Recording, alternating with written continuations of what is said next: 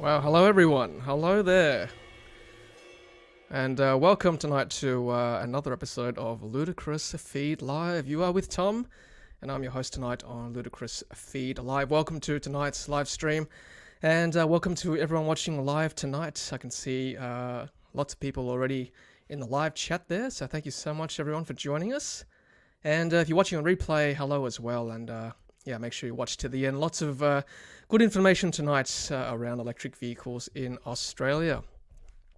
Just want a quick shout out to members who are joining us tonight. I can see Gaffer, our regular viewer there on the screen there. Hi Gaffer, nice to see you.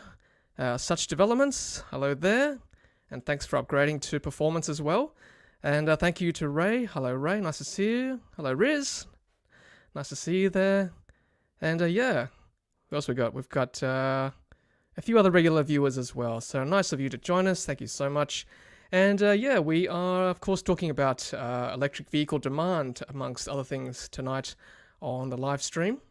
But just quickly, there are ways you can support the channel using super chat comments tonight as the chat goes off. If you want your comments seen quickly and responded to, make sure you add a super chat or a comment or a message tonight. You can also support the channel through channel memberships with that join button there, as you can see in the video description. As you can see, a few members tonight, you get access to exclusive emojis from the channel too, as you can see. And of course, if you want to be discreet about your support, then you can use PayPal at Tesla Tom as well. And you might see a poll there in the live chat there. I can see already 50 votes. Wow, and we're only a few minutes in.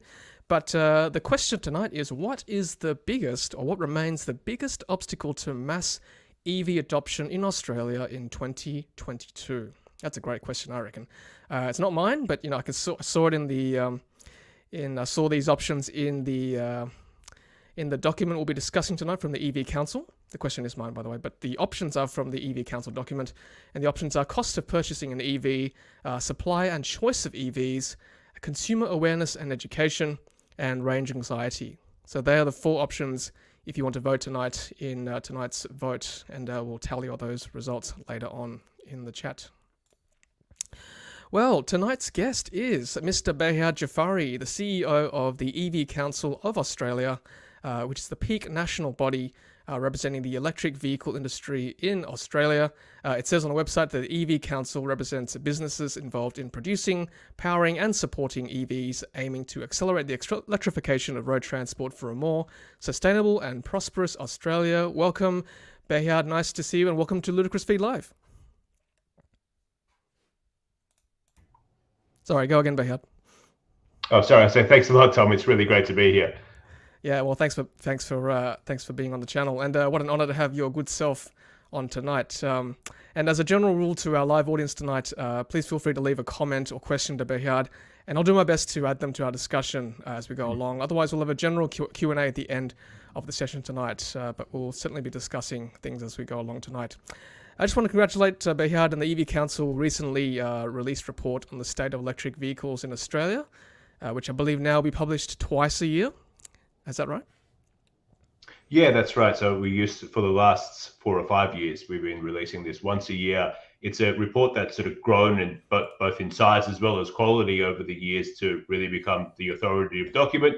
So whether people who are involved in investing in the electric vehicle sector, actually providing products, or just even interested in sort of entering into the sector, this is the first document that people read. And given that's the level of importance that it had, and that's how much people were referring to it, I guess we're finding that leaving it 12 months to get another one out was a little bit too long. And so it is a fair bit of work for us, for a small team, but moving on to doing it twice a year. And then we do some intermediate things for members in between that as well, to do something once a quarter for everyone else. And as you can appreciate, like with a lot of things, it's a bit of a freemium model where we put out a free public report and then our members get a little bit more information. But we have found, every time we do it, it gets better. And both sometimes gets larger. We do try to shrink it back down. But the depth and quality of what you're learning about where the market is today and how the market is behaving, I think I would put this report up with the best of the ones that are developed for the electric vehicle sector around the world.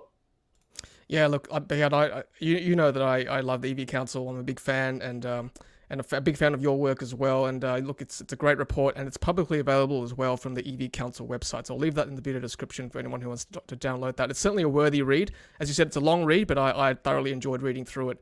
And you will learn a lot about EVs in Australia. And I guess the overall... You can pick and choose which sections to read. I think that it is a long read, but you don't have to read it all. If you're interested in sales, read the sales part. Yeah. Policy, read the policy part. You can move around. Yeah, no, it's very compelling. I mean, I guess the purpose of the document is to give an overall snapshot of the state of play, right, in Australia? That's right. Yeah.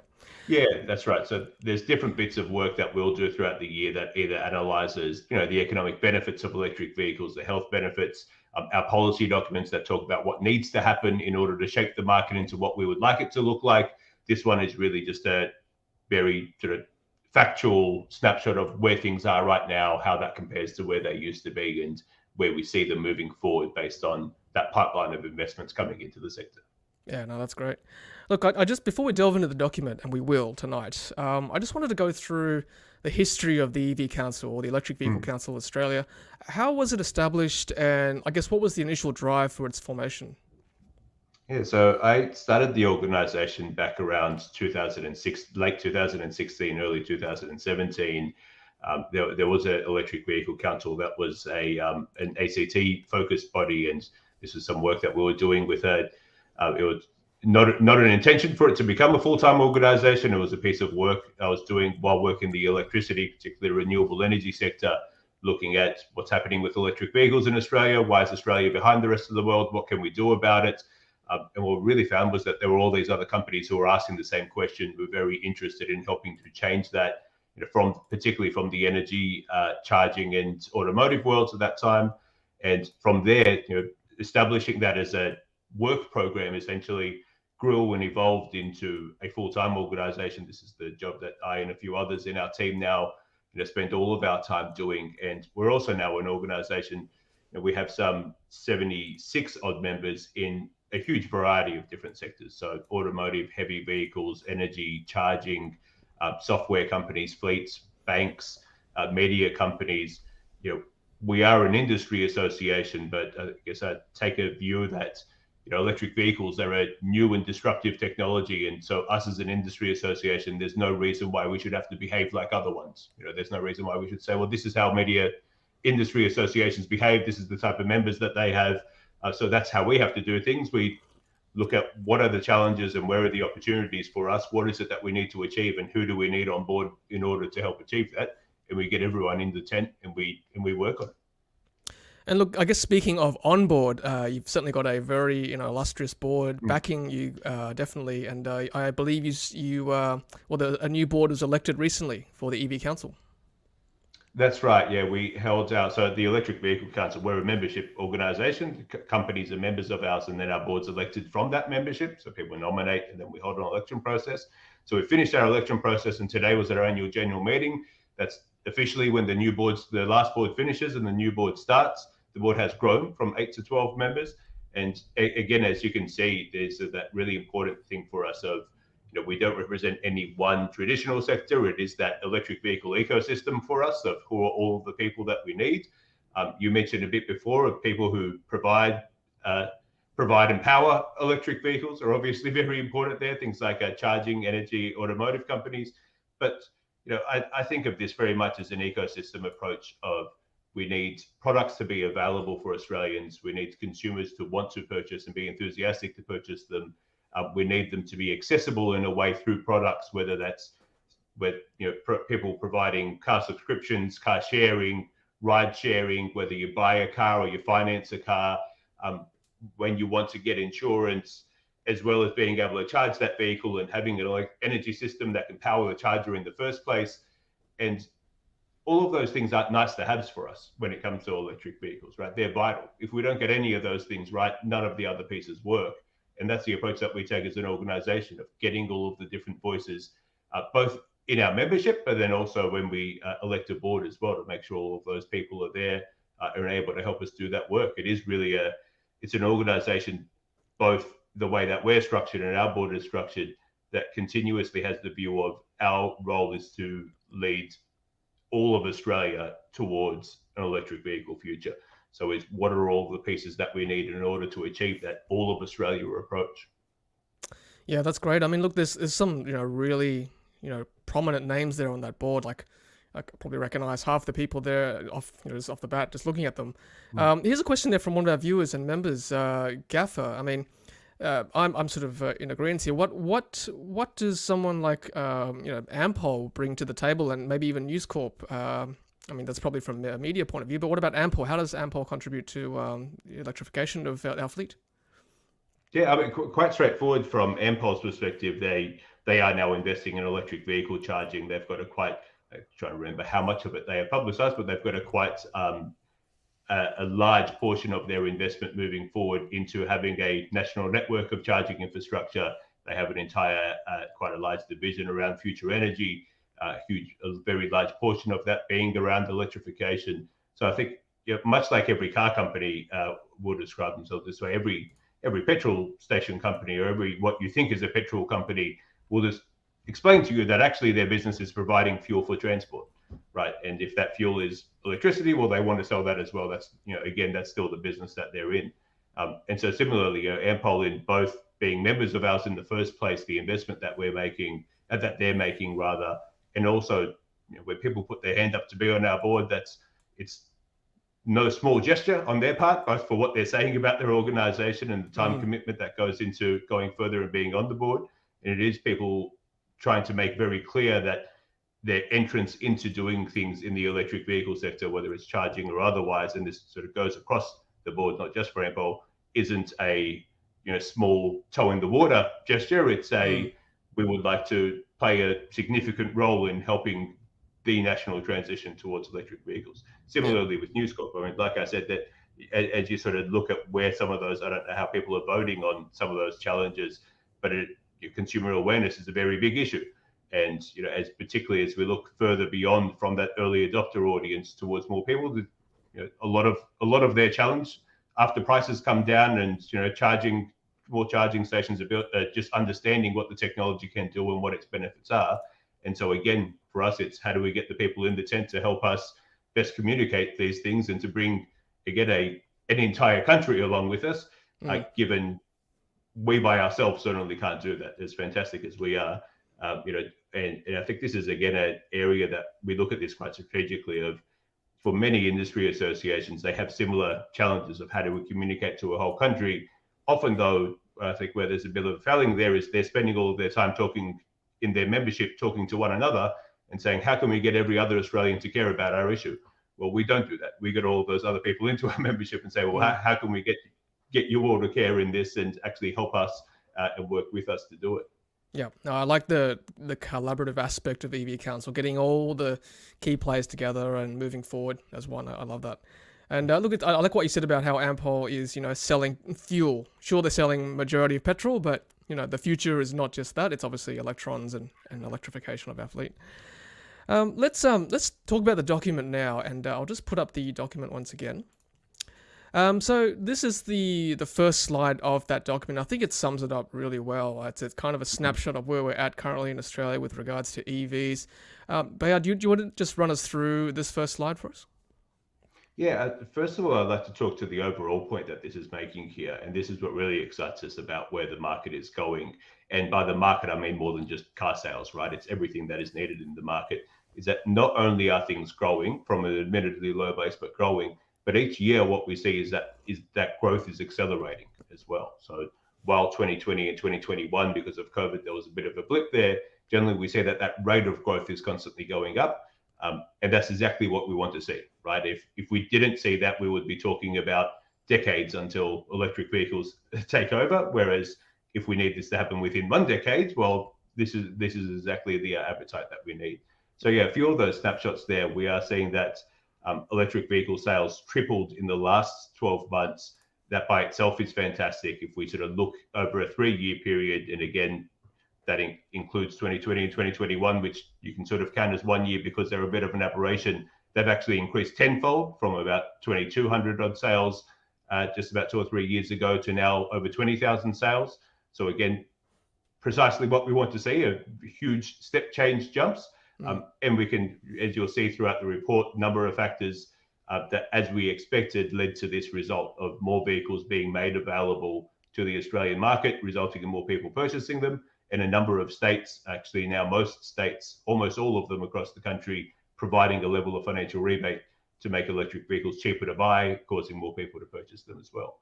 And as I mentioned, we're seeing that right across every important aspect, whether it's model availability, resulting in more sales, more charging stations, both fast charging and regular charging stations. And then really interestingly for us, this is also reflected in our membership. While these things have existed to some level in the past, now sort of like where light vehicle sales were a few years ago, seeing that sudden jump up in the heavy electric vehicle sector. So particularly around light trucks and buses, seeing a lot of entrants coming in, making product offerings available, and starting to transition over fleets. We did one of our largest ongoing pieces of work for the last few years has been both working with logistics companies for heavy vehicles, but particularly with state governments around electric buses. And in the last couple of years, we were able to get a few to commit to targets of 100% electric buses. And in New South Wales is the most ambitious of 100% of their entire fleet of buses being electric by 2030. And as that signal being sent to market is now resulting in, you can see there some 8 manufacturers with 11 buses already available. And that number just keeps ticking up for us as well. That's good. I mean, certainly for me as the end consumer, it's very encouraging to see more choice coming into the country. I mean, as you said, we saw a huge growth in 2021. Almost 2% of new car sales were electric, and I can see in your snapshot there 5% were electric in the ACT. Did that kind of meet your expectations given the market that we're in, given the economic and global climate with COVID and so on? Did it meet your expectations in 2021? One thing I'll say is, so the ACT consistently outperforms everyone else, and the ACT out of all of the markets, most states were generally on about 2%, some were slightly lower, and then the ACT was on 5%. And again, what we saw very clearly is they were the only jurisdiction that had their rebates, things like the stamp duty exemptions and things in place for the entire 12 months. Everybody else introduced them at some point throughout the year. And previously, they were the only ones that had these things in place, that had these financial sort of rebates and incentives in place, and they're always outperforming everyone else. So I guess in that sense, yes, exactly as we expected, because, don't claim to be a genius. This is just a thing that has worked everywhere in the world. You provide the support and people purchase the vehicles. I think in terms of performance, we have a bit more clarity. What we spend a lot of time doing, particularly in Australia, is watching how we are, as an organisation and industry, able to influence the supply of vehicles coming in, because we are seeing with models at the moment that supply is not meeting demand. I think it's we're in a position now where we sold some 20,000 vehicles. That was more the limit there was how many electric vehicles came to our market in the first place. I think there was a demand there, I would say comfortably, to double that, if not getting towards about 5% market share across the country. Demand, of course, then again becomes a problem, but 5% isn't enough. There's still 95% of people that we do need to attract. But particularly right now for that immediate few little bits of growth, it is about being able to get more product here in a timely fashion in order to service the demand that's there, while also continuing to grow that demand into the future. Yeah. So I'm hearing the ACT are doing pretty well overall. And like as you said, the sales do correlate with how good the incentives are for each state. So it's a bit of a state of origin from what I can tell between the states, who's got the best incentives, and we'll see what the sales are like moving forward. Look, I think obviously looking at your data, and that's generally what I can see too, that the Tesla, the Model 3 is still the front runner in terms of sales. And I believe the EV Council now has exclusive access to the data that Tesla previously has not supplied to the Australian journalists and Australian news. I mean, how did you manage to secure that, or are you not at liberty to say? No, a few things that I'll say there is, much like in the case I spoke about with the ACT, having their rebates available all year. Again, something that works well for Tesla is their product was available all year. So yes, it's a fantastic product. They brought the prices down a few times throughout that year. So there's a lot of reasons why people would want to buy them in their own right. But also you could go online and you could order one anytime you wanted.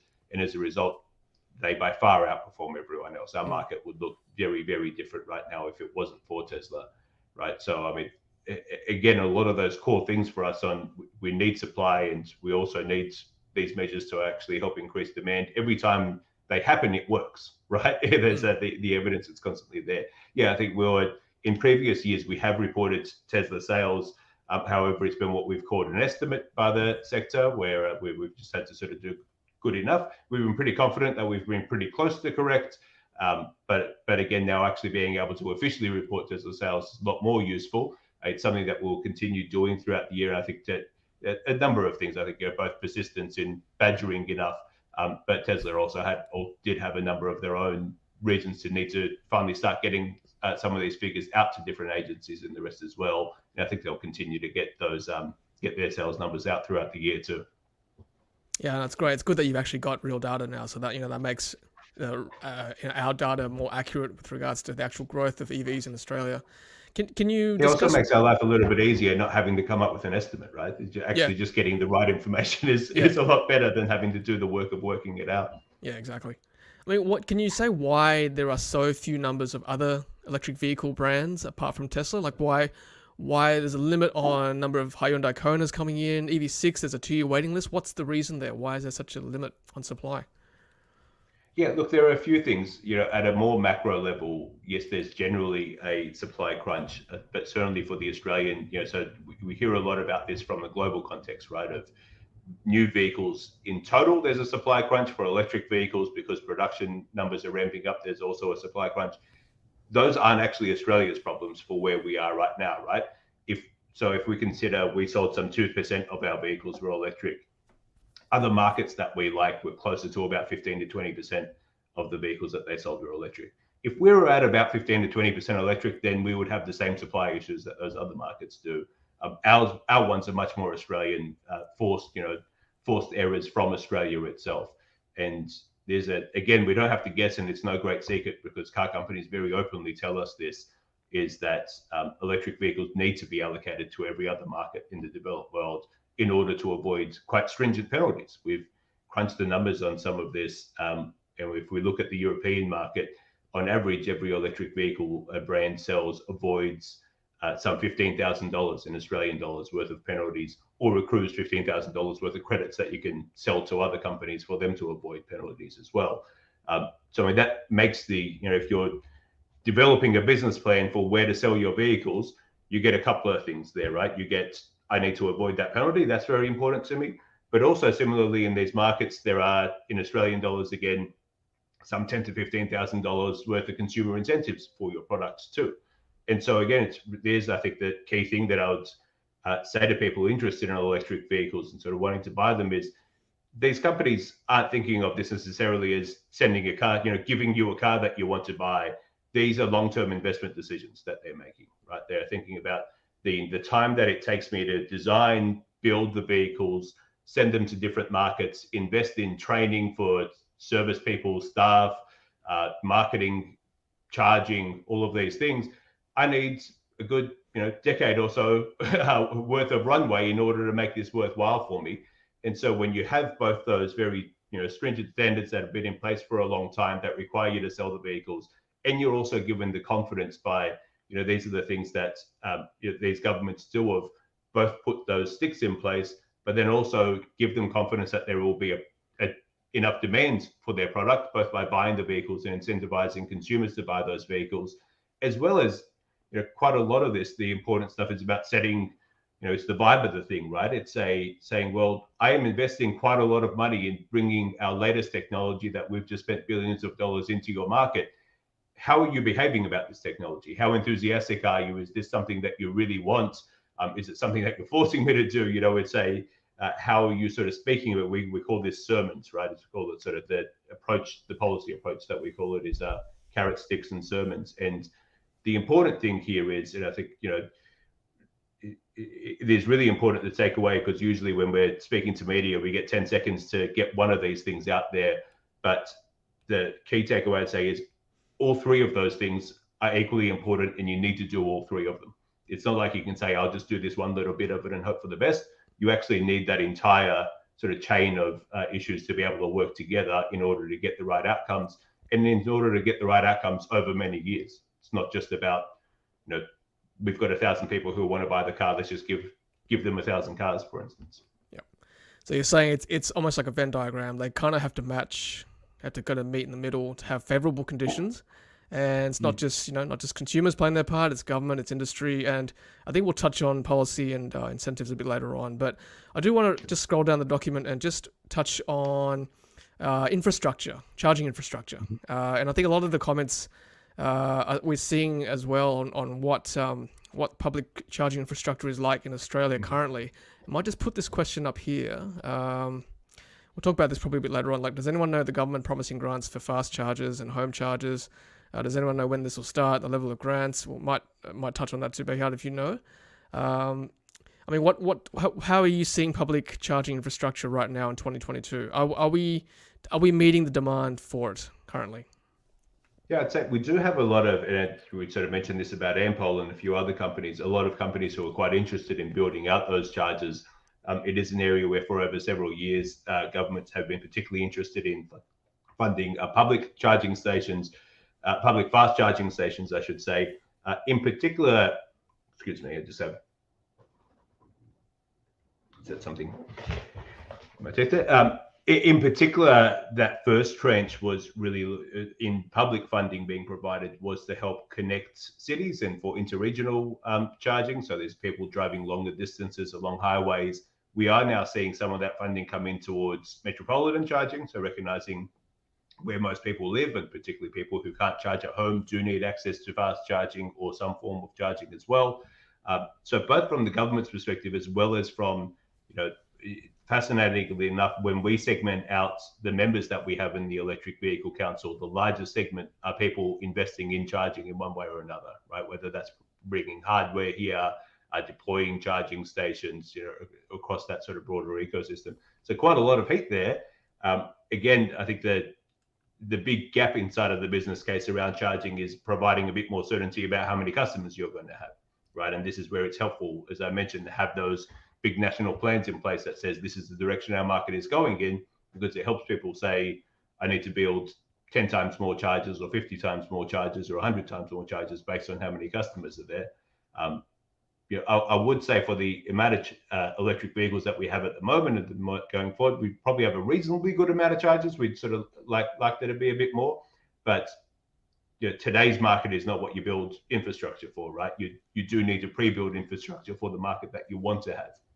Yep. No, we're going to build the roads so they come, basically. Right. I mean, I'm seeing on socials that reliability of these chargers is becoming a bit of an issue. I don't want to name any brands, but there are certainly some that are breaking down quite a bit. I know there's external factors at play, but how much of a role does EV Council have ensuring that they remain operational, or do you have any at all? Any say? Yeah, no, I mean more of a particularly where they're, and I should, I guess, maybe make a bit clear on what we do and don't do. Where people can collaborate and work together and sort of achieve outcomes, yes, we do facilitate that. I like to describe it as the closer things come to money changing hands, the further away we separate ourselves from the process. So we neither tell people where to spend their money or who to spend their money with or anything like that. But certainly in that, you're right. I think we've all seen it and hearing more about it, and it's a good and important issue to get to hear about to make sure that it doesn't continue. But I'll also say it's certainly not something that anyone in the industry is blind to. It's, if you as a customer are seeing it, I guarantee you that there are, 10 people at every company staying awake at night because there is that problem there. And as you say, there are a range of external factors, and there are a whole sort of, there is one reason why it's happening, right? There are, if a site goes down, that could be related to the amount of time that it takes to come back up, could be related to the agreement around, whose power you need to switch off in order to be able to work on the site and get it back online. Very sort of global level issues, and being able to get parts and components in order to be able to fix things takes a very long time now. And you can't pre-order these things. There's much like the vehicles themselves, there's very long waiting lists in order to be able to get those parts and components. So there's quite a lot going on, and I think I do think it's important and good for it to be focused on, so that we can ensure that the focus from the industry remains on as we're able to clear up some of these things like global supply chain issues and otherwise, that it is a priority, because I think it's also an important, particularly when we have things like governments providing public money for these things, to ensure that and again, is a really good lesson from us around the world, that the focus isn't just on getting things built, but also ensuring that we're creating an ecosystem where these investments are sustainable. Yep. Right. And again, that means having enough cars on the road so that there are customers, but also having this operational view, and then ensuring that the people who are being awarded, grants and contracts by governments are able to stay alive for long enough in order to continue operating, or at least selling it to other people who are able to continue operating these assets as well. Yep, that's very true. There needs to be some accountability for people to put these in and make sure they keep them, maintain them, I guess. Just going through the document, you've got it, the fantastic snapshot again on, the different fast chargers that are being put in, and what's coming up ahead in the future. I think that's a great map here. I quite like this one of the different chargers coming, to the different states in Australia. Can you, playing state of origin again, can you name any particular state that's doing, going ahead of the curve and doing really well when it comes to new projects being promised? Yeah, look, I think particularly while the ACT has previously been, far and away the leader and started doing a lot more before a lot of other people, as did Queensland when it came to charging in their Queensland Superhighway. I think quite clearly now New South Wales in whatever we talk about, whether it's incentives, more infrastructure and the rest, they are, the scale that they are investing in this is just far higher than everyone else. I know you said you will get into the league tables and the policy work everywhere else, but just to give you steal a bit of the thunder from that section, was just as relevant here as it is for everything else. What we see in terms of public investment is for most of the states, particularly for the large states, if we talk to South Australia, Queensland, Victoria, we see them sort of investing between $60 and $100 million in a variety of electric vehicle programs, from charging to incentives to buses to heavy vehicles and innovation grants. In New South Wales, that number is $600 million. So 10 times more than everyone else, and it does create a bit of a two-tier system in a how seriously New South Wales is treating this compared to everyone else, and they are well and truly the benchmark for everyone else to be able to reach. I mean, look, that's great to hear, being a New South Welshman, and sure, that's 10 times the amount of funding everyone else is doing, but our population isn't 10 times what everyone else is doing. So I think that's good to see. We are ahead of the curve there. I guess question to you, and maybe to the audience as well, like, what is more important, filling out and bulking out DC charging sites along major highways, or encouraging businesses to install AC charging points in the cities and regional areas?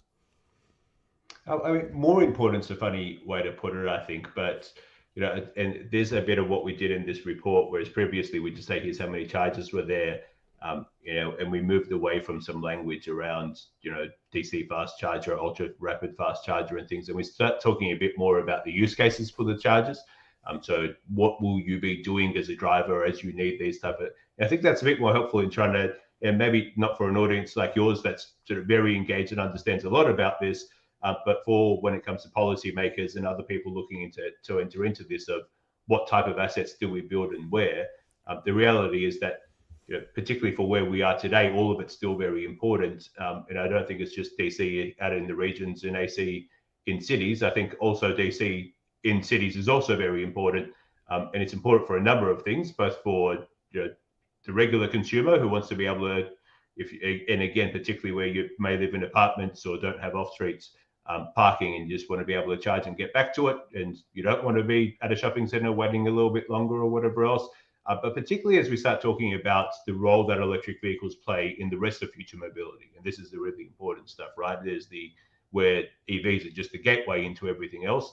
And as we start to look at things like more ride share, more car share, more fleet type programs, again, those faster chargers become much more important, because while yes, the vehicle can start its shift with a full charge, every minute that it then has to wait is money for that vehicle as well, right? And the economics stop making as much sense.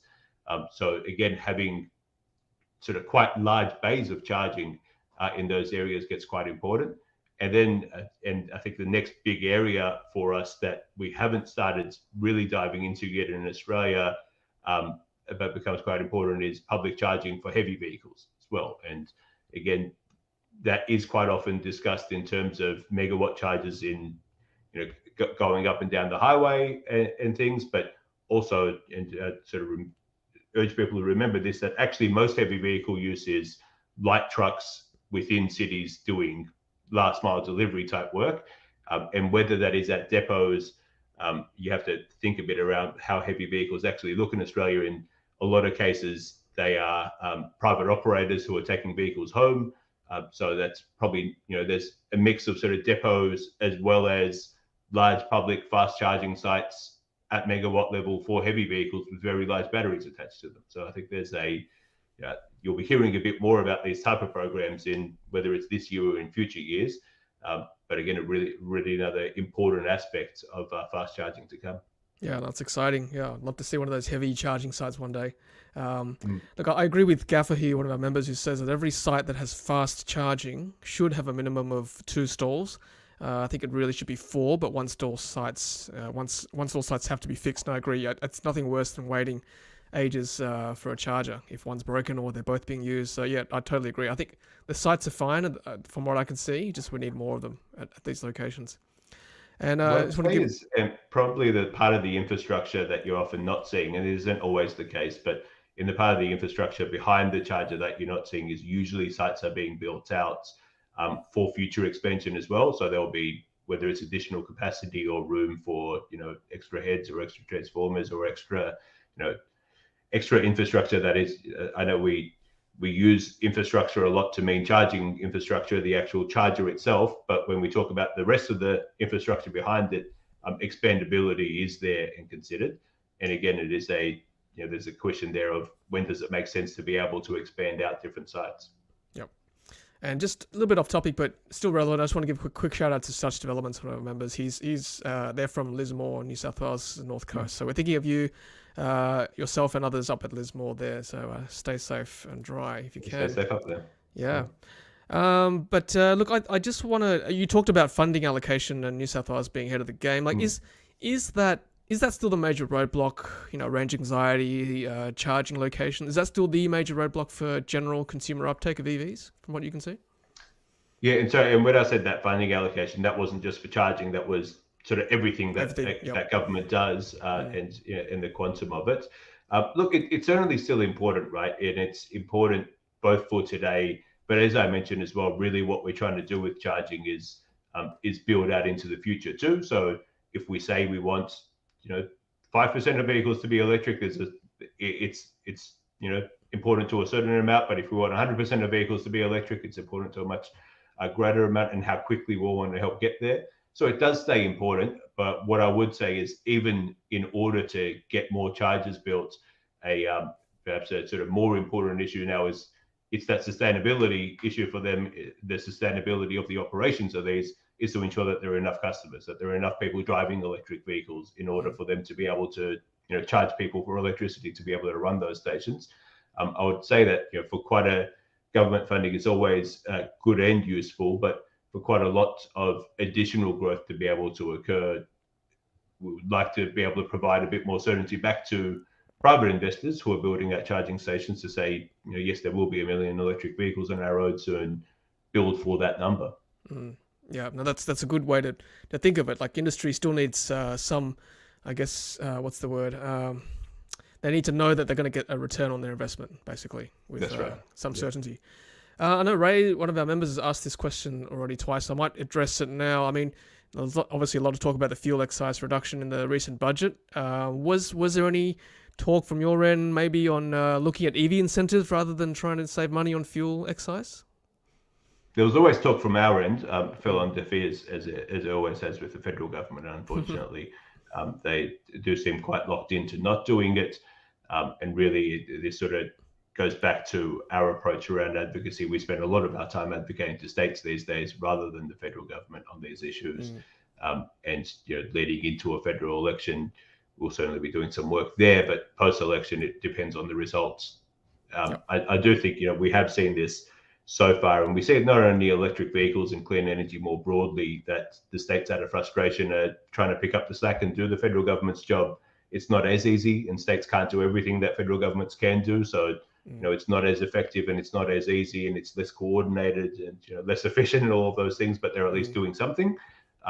And I think depending on that result, we'll either see states stepping up again and doing more out of necessity, or we'll see a federal government starting to act in this area. Yeah. Well, speaking of policies, I think it's that time of night where let's move into the policy area of our discussion. Sure. What you've been, as you said, you've been around since 2016. Are you starting to see yourself in the council having more of an influence on policy decision making in this country?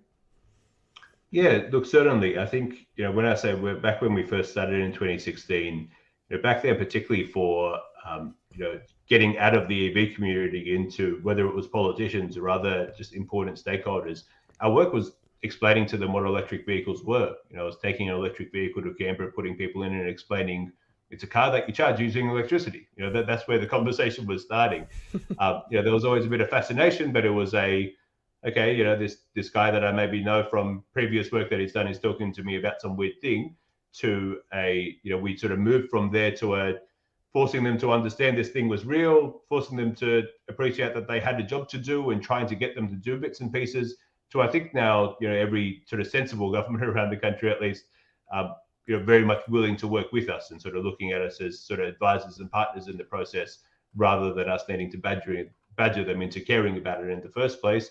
We spend our time badgering them into doing more about it, right? Our issue anymore isn't to, get some time to be heard in the first place. It's building that political will to get them to do what we think is necessary. And like I said, particularly with that difficulty where, what happens everywhere else in the world, I was going to say most of the world, everywhere else in the world, is that there is one big federal piece of work, and then states or subnational governments like cities complement that work with their own bolt-ons. Here we're working with states to do everything because of the absence of the federal government. Yeah, look. We want to thank you for what you've done with the states, and it certainly shows in this table here. Lots of green ticks around the states and territories, and just obvious submission from the federal government. I mean, why are we not seeing the same apparent level of commitment from the feds? What's the main reason? Look, like part of it is sort of cultural and personal. They've somewhat dug their heels in on not doing things in this space. They've gotten away with doing nothing so far, and they feel quite comfortable about that. Some of it is when you sort of deal with the decision makers, is a belief that they're right for doing nothing, and that everybody else in the world has got it wrong. Not on electric vehicles, but just that these things aren't necessary, and the fact that we're behind everyone else in the world hasn't been enough to convince them that they're still wrong. So look, I think there are a whole range of whether it's partly ideological, partly just not their agenda to do so. I should say that there is a $250 million spend allocated against them for public fast charging. The thing that they have done is good. I'm not saying that everything they've done is terrible. It's just that the thing that they have done is about 2% of the plan. This is my favorite saying is that the most important thing about a plan is to have a plan. Unfortunately, what we're seeing from the federal government is they've done this one thing rather than actually have a plan around electric vehicles. They've sort of thrown a little bit of money at chargers and told people to go away, essentially. Yeah. I mean, look, I even at one stage thought, there's so much work done by the states. I almost thought, can the feds actually do anything? As we've seen in the last couple of years with the pandemic, like they don't have much power with regards to some policies. Can the feds actually, can the federal government actually do, what incentives can they actually provide? Like, what's on your wish list with the federal government? Well, they certainly have and I think with a lot of things that you say, they certainly have the power to do things. It's the willingness that's the trouble, right? And again, so if we sort of think about those really key aspects and what this usually looks like around the world. So if we think, let's think of European countries, California, all these markets, when we talk about the type of rebates and incentives they have, it would usually be 75-80% of that comes from the federal government. And then states complement that a little bit to compete to, get more of the share of vehicles. And so that'd be something like, $8,500, $10,000 from the federal government worth of rebates, and then $2,500, $5,000 from states on top of that. What we've done a good job here is getting that, $3,000 to $5,000 out of the states, but it's not complementing anything. That's the difficult part of it. So those really important, the most, important, one of the most important levers there around things like fuel efficiency standards And in fact, it's the belief of the states that only the federal government can do that, that constitutionally they're not allowed to do that. Similarly, with things like sales targets, states can do it. It's much more difficult for states to go it alone, though, right? It requires all the states to work together, and that's much harder than having one government say that this is the direction that we'll go in. So in terms of that overall national plan moving us in this direction, as a already smaller market, breaking ourselves up into smaller fragmented markets within it isn't as useful and efficient. So that's the big leadership thing that they can do. But then also in the very tangible bits around, getting incentives on the table, putting standards on the table, that the actual levers that will help us shift towards electric vehicles, all of that sits with them. And the growth that we have been able to create sort of has been in spite of that not existing. I mean, look, without sounding too political, what do you expect, if there is a change in government, do you expect there to be a change in tone as well with regards to incentives federally? Yeah, I would say, there's been, so like if we think about the ALP, their promises so far have been around providing an exemption to fringe benefits tax and for any cars that still get it, the import duty for as long as they sort of get it as well. But more importantly, I think what we see there is a willingness to engage in this issue in a more mature way, as well as recognizing the benefits and that they have a role to play. Yeah, so both in that engagement and interaction, where it's been somewhat by this government how dare you ask, and absolutely not, in no way, we're not doing anything. It's not going to be a walk in the park with a different government. It's everything's not agreed, it's not a lay down misère, but at least the door is open and there's a willingness to engage there. That does mean that creating that that public pressure, that public sort of mandate and benefit towards doing these things still exists. That's still incumbent upon people like us to sort of get the word out and to build support for these things, and to that's the governments are there meant to be able to say, okay, I can see that this is clearly very well supported. Now I'm able to do these things. I would say things like that would not fall upon deaf ears. I think that's the good news to be able to share. Okay, that's interesting. So I think that's good for our viewers to know, who are obviously of voting age. There was something I wanted to ask you just personally on this slide here. So you mentioned, the document mentioned something about average vehicle age and the lifetime of a vehicle similar to human life. Can you explain a bit about this area here? Yeah, we went somewhere to explain this because, and with a lot of different audiences, we found that they were confusing the two things. In some cases, in some very important modeling exercises, they were confusing the two things. So in general, the cars that we have on our roads in Australia are on average 10.8, what did we say there? 10.8 years old, or 10.4 years old for passenger vehicles. But when somebody buys a car, it generally lasts for, we gave a number there, but for about 15 to 20 odd years. Yeah, we said 15 to 20 odd years on that table, on the report here as well. So we're sometimes finding that people were building these models or sort of discussing this and saying, okay, cars last for 10 years. So no, that's the age of cars that we have. So there's, in a similar way, it's like saying the average age of Australians is 37 years old. That doesn't mean people live until 37. It just means of all of the people alive right now, the average age is 37 years old. So it may seem to some people a little bit odd that we tried to explain the difference between average age versus lifespan. But yeah, we were finding that this was something that people were struggling to grasp the difference of. Yep. Okay, I see what you mean now. So instead of people saying to me like, well, they're only going to last 10 years. No, that's not true. That's the average versus the length of duration people own cars. Yeah, that's right. Where it gets really important is when we talk about what electric vehicle policy needs to look like in order to meet the bare minimum of emissions reductions targets. So if we talk about net zero by 2050, I would argue that that's far too weak a target in order to actually avoid the worst impacts of climate change. But even that very weak target, given how vehicles behave when somebody buys them and they hold on to them for 15 to 20 years, that means that no later than 2035, we can't be selling any more petrol or diesel vehicles. Otherwise, come 2050, we'll have petrol or diesel vehicles polluting that we have to do something about. You either have to pay to scrap or you have to sort of offset and things. And I think also for anybody in your audience that isn't across this already, it's also not the case that net zero means pollute as much as you want until 2050 and then stop. It also means pollute as little as possible and absolutely not at all after Yep. 2050, or it's opposite at where you get after 2050. So again, this is it gets quite important there, because if you think the life is 10 years, then you think, well, we've got until 2040 to worry about this. Whereas in fact, we have until about 2030 to worry about this, to really be looking at, ideally by 2030, in order to be doing this correctly, and we're not on track for this at the moment, we should be looking 2030, 2032, somewhere in the range of 90% of new vehicles coming onto the road being electric. I think that's the other important thing when you see all of these countries around the world saying we're going to ban internal combustion engines at 2035, again, that doesn't mean that they're going to be at 5% market share and then 100%. That means that for the few years before that, they're going to be at something like 95%, and then spend 3 or 4 years cleaning up some of those stragglers as well. Yep. So the foundation needs to be laid. We can't just flick the switch one day and go, yep, 100% today. Yep. That's exactly right. Yeah.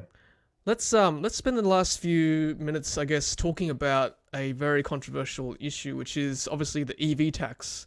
I know my audience loves to bring this up every now and then, and rightly so. Yeah. I mean, look, Victoria obviously is probably the only state currently with an EV tax. I think New South Wales is going to bring one in 2027 potentially. What are your thoughts on the electric vehicle tax? Is it an inevitability in Australia? Yeah, I think, look, there's the difficulty in, we were very publicly critical of what Victoria did, because road user charges themselves can actually be a quite smart and sensible thing to do. But that is actually a quite sophisticated and smart sensible reform. That's not, and it's why we call it the EV tax instead, because that's not what Victoria did, right? They didn't engage in a reform, they just added more costs to electric vehicles. The reform aspect of this looks at over a long period of time, so you sort of signal these things out in advance. Importantly, you do it for all vehicles. You start to look at where are the inefficient taxes that we apply. So if I think about the New South Wales example, we really don't like stamp duty on vehicles because it makes the upfront price more expensive. And some of those reasons why we have an older fleet of cars than other countries, when people go to sell their secondhand vehicle, for instance, or buy a secondhand vehicle, it costs a bit more because you have to pay a few $1,000s more. So getting rid of that thing is really useful for a whole number of reasons. It helps recycle our fleet a little bit more, make it more efficient, a bit faster.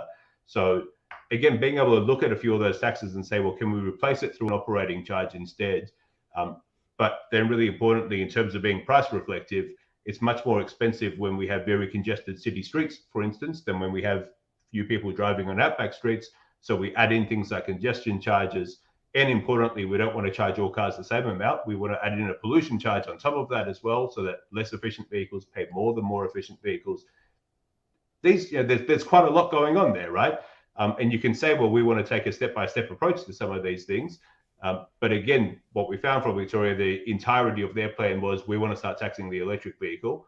And, good luck to you with all of the rest. And actually, I think about 2 months after they introduced the electric vehicle tax, their own Infrastructure Victoria advised them to introduce a congestion charge. And before even reading the report, the Treasurer said no. Said, well, I'm completely ruling that out. We're never going to do it.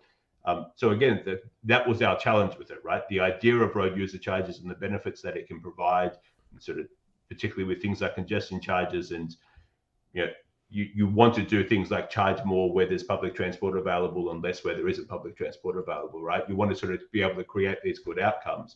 And we'll say, well, you're taking this good idea and you're ruining it and calling it a road user charge. That's not what you're actually doing here, right? That's just slugging it. And essentially all you end up doing is you start equalizing the cost of driving an electric vehicle to a petrol and diesel vehicle. You start to bridge those two things a little bit closer together. We even had the argument with the Treasurer, who kept saying that the amount that we're charged, the Treasurer in Victoria, I should say, the amount that we're charging is only half of what petrol and diesel vehicles pay, which is 4 or 4.5 cents. And then we started to explain, well, that's of course not how it works with fuel excise. It depends on the fuel efficiency of your vehicle. And as we started explaining this, it became clear that the Treasurer had no idea what we were talking about. So engaging in something as complex as this without understanding fuel efficiency, for instance, and that different types of cars use different amounts of fuel in order to go the same distance, that tells you that you haven't done enough work, right? You're not ready to engage in this piece of work.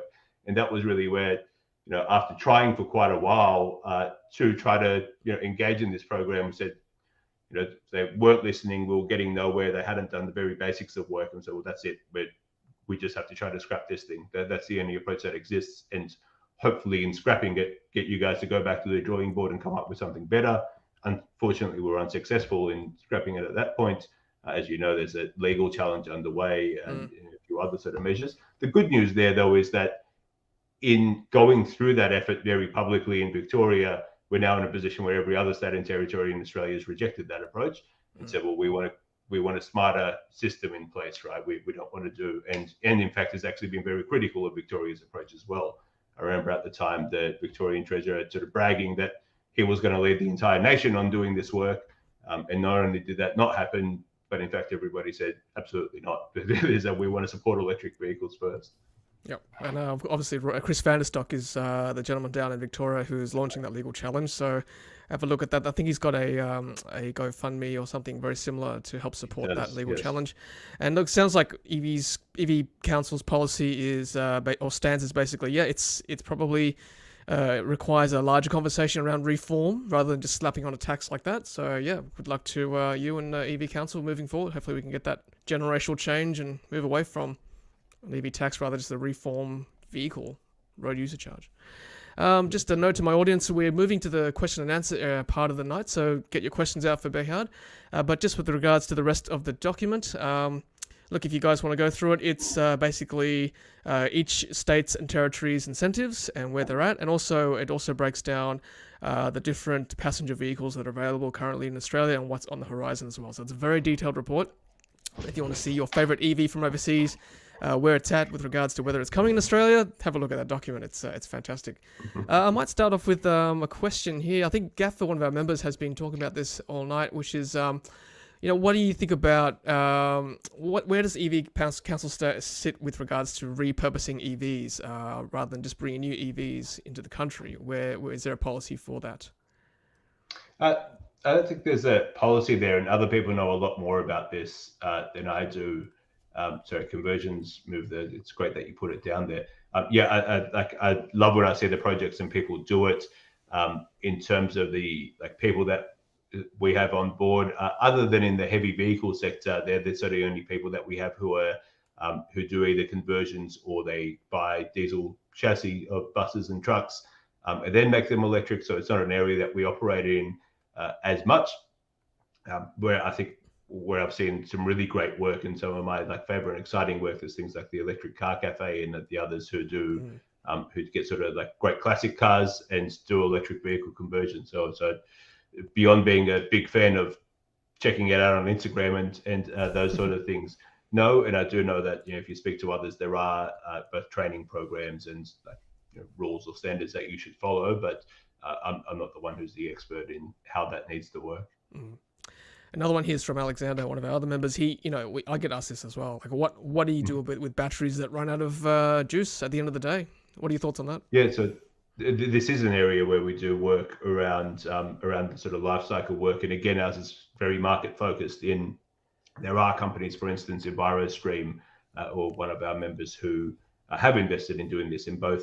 So there's a few aspects of things like battery recycling, right? There's getting the battery out of the vehicle, transporting it to a place where you store it and then transporting it to the place where you do the recycling. And each portion of that requires investment to do it the right way, and is potentially either a different business or the same business, depending on how much of it that you want to do. And so there is a market approach to these things in order to be able to get these right. There are a lot of corporate policies from the car companies or vehicle companies, as well as sort of jurisdictional policies like the EU and others that require companies actually have life cycle ownership over the vehicle. And so that can mean that if we don't build the market for it here in Australia, these companies will put the batteries back onto a ship and send it back to be recycled back in Europe. We, of course, wouldn't like to see that happen. We'd like to see them recycled here in Australia. In fact, we'd like people to send their batteries here for recycling so that we get more of an industry of it. And again, it's an area where there are companies interested, and similarly for them, it's about being able to set those projections for, at the moment, there's a little bit of work to be had in damaged and faulty batteries and repurposing those. But when will we see the sort of end life cycle of batteries, both for repurposing and recycling? Peter V, another member of ours, are you optimistic about the future of EVs in Australia? Yeah, no, very much so. I think, when we look at uh, where we are already headed, it's okay, it's good. But when we look at what we need to do in order to be in a fantastic position, where in the years to come, more than half of cars being sold are electric, in not too long after that, all of them being electric. I think the levers that we need to pull in order to get there are all achievable for us, right? They're all things that we can get done. Um, we've been doing this for 5 or 6 years. I wish we'd already gotten them done, but there's a reason why we're not stopping, because we are, while slower than we would have liked, and with some intransigence in some places, we are working our way through them, and we are getting there. If you look, whether it's around the world or here in Australia, outside of that COVID year, what you generally see is that new vehicle sales globally have been falling, while electric vehicle sales have been rising. This is the side that you want to be on of this, right? Even if it takes you a little bit longer, even if it's a bit harder work. I think it's much more glamorous being in the EV sector in Norway or in Europe or the UK than it is here at the moment. But similarly, it's the amount of like energy and excitement and enthusiasm and investment occurring in the sector is always rising, and it's there's none of our meetings, or even our meeting today, none of them are doom and gloom sessions. We are all getting on with doing really fantastic stuff. And in fact, we'd like to be doing a lot more really fantastic stuff. And that's why we're working towards growing things even faster. Yeah, great advice, great words there. And yeah, for those of you watching, stick with Behyad and me. You're on the winning team, okay? So keep going. Here's a question from one of our viewers. Like, what role does the council play with autonomous vehicles like Tesla's full self-driving, for example? That, and also what happened in Melbourne recently. Like, if they get regulated, what role does EV Council have to play in that? So funnily enough, I mean, when I started the Electric Vehicle Council, a part of me wanted to call it the Future Mobility Council and do things like autonomous vehicles and everything else as well. But I did find there are a few issues for us. One was that governments quite liked talking about autonomous vehicles because they didn't have to do anything. They just got to talk about how fantastic they would be one day. And they were using that as an excuse not to do things on things like electric vehicles. So it didn't, feeding that more didn't make sense to me. But also given where we are today, right, where we're at sort of 2% of market share of electric vehicles, and electric vehicles are something that's in deployment stage, right? We're not waiting to develop that technology. We are developing the technology further, but that's not what we're waiting for where we are in Australia. Really, that's where our priority is right now. And I've been really hesitant to move into doing other things around other future technologies, really for that reason. I think it's not where Australia's big challenge is right now. If we were comparable to other countries, we would spend a lot more time and effort doing, we'd have the luxury of doing those things. And it's also a bit, it's sort of difficult to talk to these global companies and say, come and fund us and work with us on your next great technology that you're developing right now. And you can appreciate they look at us and say, you're 10 years behind of the current technology. Why do you want to talk to us about the next one that's 10 years away?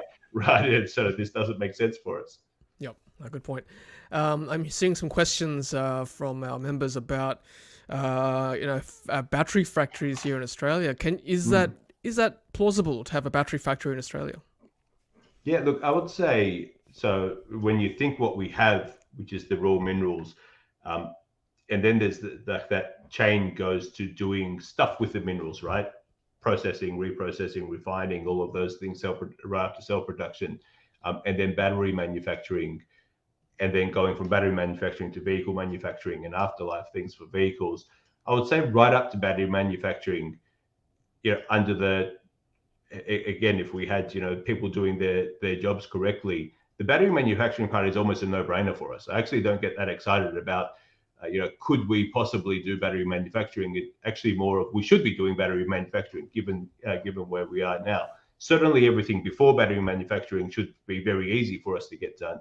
The big challenge that we have there is every step along that chain, everyone investing in, processing the minerals, refining them, doing cell production, all of those steps, they are tending to, at least when they want to be closer to their customer than closer to their supplier. So, while we have the metals in the ground at the moment, that's the big challenge of we have got a few people doing bits and pieces in sort of the refining and some battery production space, but they are also looking at, well, who is that big? And this, again, it's another big reason why we're such big proponents of electric vehicle manufacturing in Australia, because there is something quite neat about, in order to get, and when we talk about the benefits of electric vehicle manufacturing, it's not just about the jobs and investment that you get for the vehicles. That entire supply chain exists in order to feed that battery, in order to feed that manufacturing plant in the first place. So, yes, that end factory is possible for us. A lot of the steps along the way are possible for us, but again, I'd say, I like to liken, I particularly talk about, for obvious reasons, I talk about vehicle manufacturing. I do think of things like battery manufacturing as a component of vehicle. They're like engines for electric vehicles, right? It's a component of vehicle manufacturing. But I like to liken it to the Olympic Games, right? We certainly have the potential in Australia to get one here, but no one's going to come and drop it in our laps. We need to put together a bid and go out and sell ourselves to the world in order to get one to happen. And while we're doing that, a lot of other countries are also bidding for the Olympic Games. So, it's a very competitive space. So we need to work very hard, and we still might not get it, but we definitely won't get it if we don't try. And we are in with a very good chance of it actually happening if we do try as well. Unfortunately, I think the thing is, those other countries are competing. Right now, we're not, and that's why we're not getting it right now. There's, the natural competitive advantages that we have are being beaten out by the amount of effort that other markets are putting into securing that investment in those jobs. Yep. No, great. Great to hear. Look, I think, as you said, we've got the means for it. We just need to make it favourable for people to come and build a battery factory here in Australia. This is, I guess, more of a shout out for one of our new members, Kenny Timms. I think we kind of might have addressed this before. When do you envision the charging networks to expand further into the eastern parts of Victoria and southern coast of New South Wales? I think it's probably addressed in your document there. Yeah. So if you see within that document, particularly for New South Wales, they've developed a bit more of a master plan for where they want the chargers and what they want the chargers to achieve. So they've called that in sort of regional areas for there to be a charger every 100 kilometres, and for metropolitan areas, particularly along key commuter corridors, for chargers to be available within a 5-minute radius. So one's space, one's time. In Victoria, yes, they have got a bit of a mapped out plan there for where they're providing funding for chargers to go. So I think another important thing we've spoken a few times about where some of this funding is already announced to go. That's certainly not saying that's the only places where chargers will go. It's just at this point in time, these are all the ones coming up that we already know about. Yep, perfect.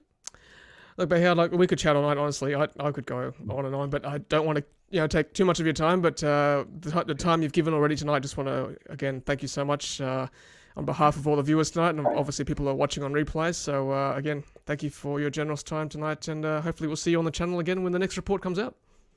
Yeah, no, you're very welcome. Thanks a lot for having me. And again, I know we first met quite a few years ago. Congratulations to your success building this community together. I think it's really important to have, right, as we sort of talk about moving all of Australia to electric vehicles, that is talking about going from early adopters and enthusiasts to, bigger majorities of people.